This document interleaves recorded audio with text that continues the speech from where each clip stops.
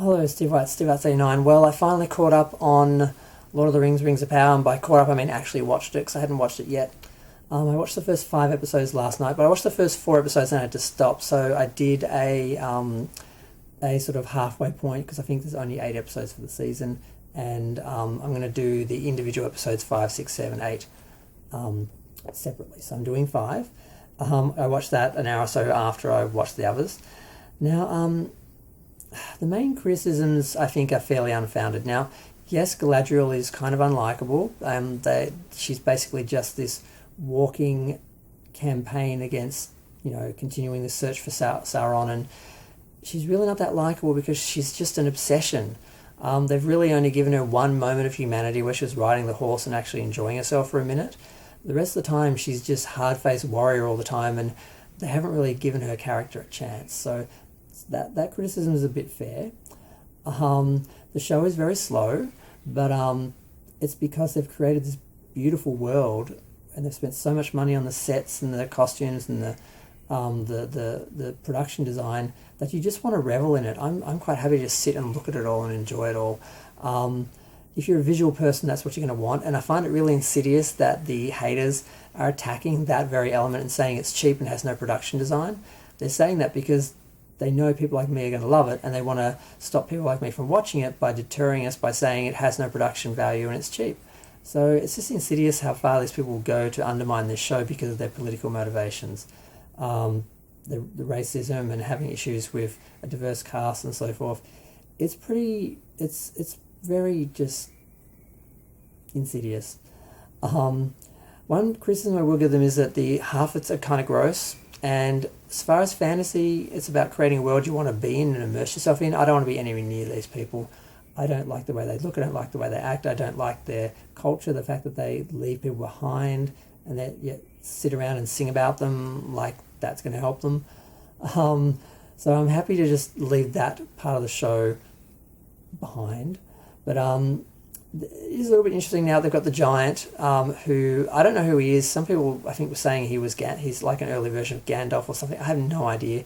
And if it's something that's obvious from the books and I'm missing it because I haven't read the books and I'm not a huge Tolkien fan or anything, I apologise if I sound stupid now by not knowing who he is. But he's showing some use of magic and some strength, and he's protecting the Harfoots and they're sort of helping him. And it's kind of interesting. The orcs are after them. The orcs are following them because they've found his trail. They're basically trying to find the Meteor Man. So that's a little bit more interesting than just them pottering around, supposedly being cute. I really don't know what the appeal of these characters is supposed to be. So far as Arondir, I think his name is, and Theo and his mother and all the recruits who are training to sail and the people who are following Galadriel, I find all them interesting.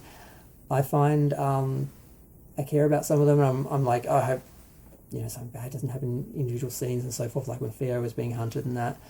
And it's not something I'm experiencing with Game of Thrones. I don't really care about any of those characters, whereas these I do actually care about some of them. Not hugely. They're not like the most compelling characters. I can't really see myself watching this series again. I probably will buy it on Blu-ray just to look at some of the visuals because I'm watching it on my monitor and I'd really like to see it on a bigger screen in like proper 1080. I think I'm watching it on 720 at the moment on a smaller screen, so I probably would do that. But as far as the politics, it's a bit convoluted like Game of Thrones.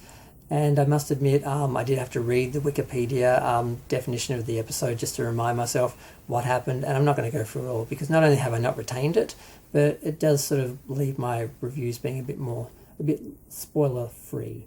So I'm just going to leave it pretty much here. I'm enjoying the show. I'm enjoying looking at it. I enjoy the world they've created. More so than Game of Thrones. I find Game of Thrones dark and bleak and there's nothing to look at. And I wouldn't want to be in that world at all. This world, I would like to be in the Tolkien world, I think, with the elves and so forth. I think it would be interesting, but I wouldn't want to be anywhere near the Harfoots, or Harfoots, I don't know what they're called. And I do think the criticism that they're nothing like the Hobbits, because they are nothing like the Hobbits, that's a bit fair. And I did a longer review of this episode, and I'm redoing it.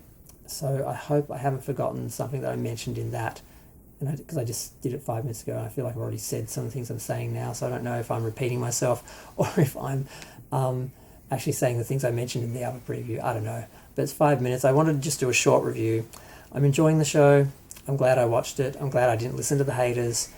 I can see what they're doing and why they're trying to undermine the show, and it's just really insidious and sad, and I wish they just could enjoy these sort of shows instead of being so hateful. And I just hope they don't deter anyone from watching the show and giving it a chance. But I'm going to go. Feel free to share, like, comment, subscribe. Let me know what you think. Thanks. Bye.